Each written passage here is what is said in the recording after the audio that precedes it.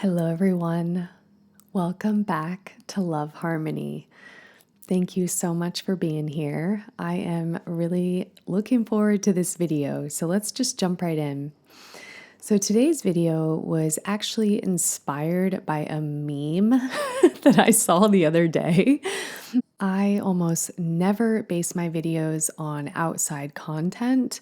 Usually they come from my own insights. However, this one hit me so deeply and had such an impact that I just have to talk about it. So, if you are feeling confused, if you're at a crossroads in life, maybe you're unsure of what you want, or even just you want to get clear on what you don't want, I think that this video is for you. There are 3 inner guides within all of us that are always available to you at any given moment. You just have to learn how to listen. So I want to talk about those 3. Let's get started. Number 1 is intuition. Your intuition is not just a hunch or a gut feeling. It's the voice of your higher self. For some, it's God, or it could be source or the universe or any other terminology. I know there's many for a higher power. Or if you do not have a higher power, it could simply be your higher self. For me, it all connects to the same thing. This divine whisper within us that is always trying to lead you home, to lead you down the right path. And we all have felt this intuition before, whether we are aware of it or not. Society often thinks that women are more intuitive than men. I do feel that women can at times have a stronger connection to their emotions than men, but I believe that men have a very strong intuition, and it's just a matter of tapping into it because their brain works differently than women. Examples of intuition would be that weird feeling that you get in your body before making a decision. Sometimes you know what the right decision is, but you want the other decision. I don't know if that's ever happened to you. Another example is that voice telling you not to do something. Like you're walking down the street at night and that voice is like, do not take that shortcut down that dark alley, or not to trust someone even though they seem nice. Maybe you meet someone, you really want to like them. Maybe you're on a date and you just have this feeling something is not right here. This isn't the person for me. That is your intuition. Another example is that moment of sudden clarity when all of a sudden you just know that something is right for you or wrong for you. That can also happen in dating or many other things with your life, a job, a house, a path of life. If you're at a crossroads and not sure which path to take, maybe it's between 2 locations, or maybe you're not sure if you should break up with your partner, you're not sure if they're good for you anymore. There's many crossroads where your intuition can come into play. And sometimes, many times, there is an inner voice that knows. It's just a matter of like, are we able to hear it and are we listening to it? If you can't hear it, do not worry.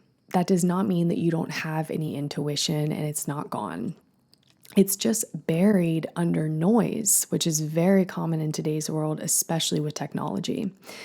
So when the world gets quiet, that voice will get a lot louder. So if you are at a crossroads in life, or you need to make a big decision about something, create silence in your life and your intuition will become louder. Sit with yourself, go on walks without music, go out into nature without music. That's an amazing way to do it if you're surrounded by nature. Put your phone down. Your higher self is still there. They're just waiting for you to listen. The second guide is your values. Your values are like your compass. They are the deeper truths that guide how you live, how you love, how you work, how you get up every day, how you show up in the world. But here's the thing. Most people don't actually live by their values because most people aren't clear on what their values actually are.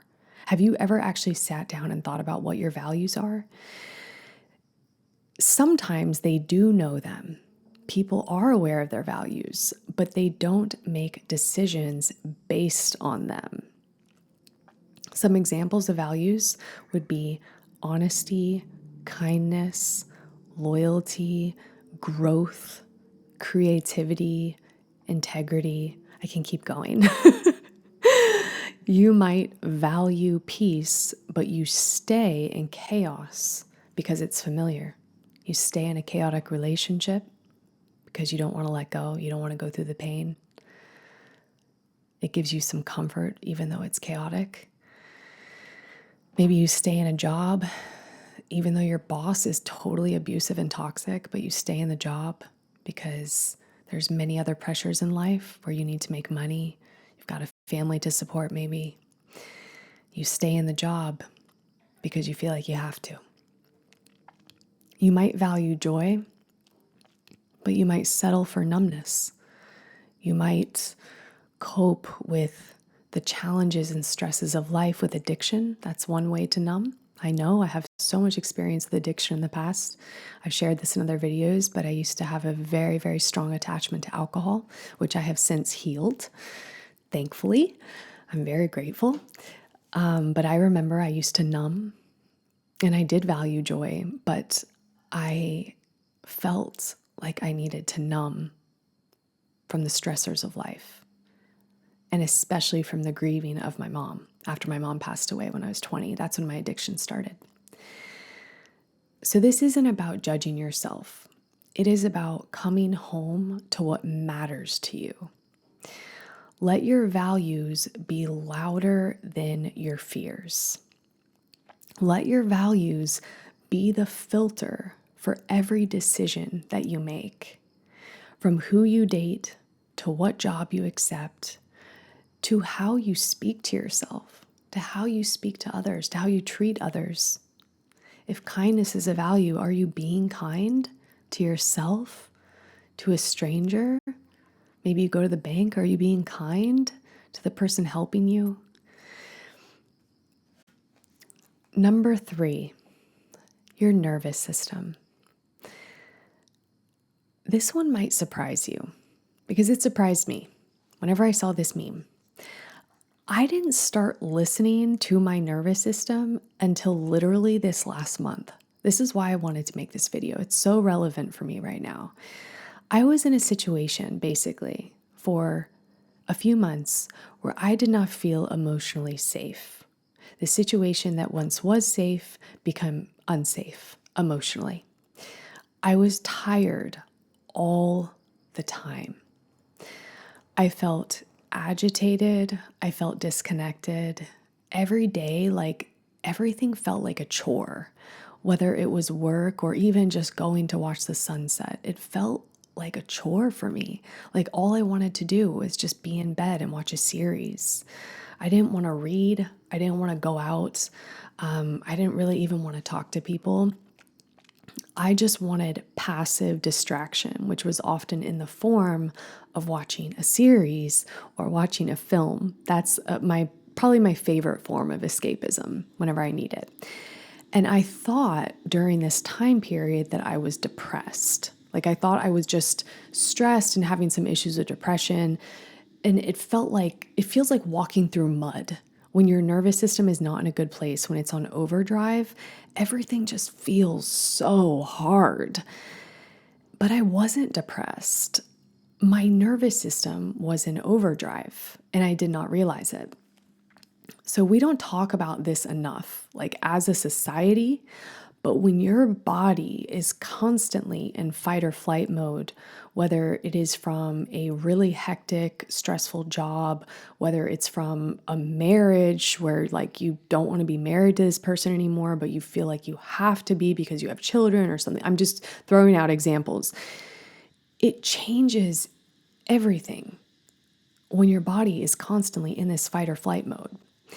You feel anxious, you feel drained, you feel on edge, and you feel like crap because you feel like this. And because you're probably not treating the people around you that well either, because you don't feel good within yourself.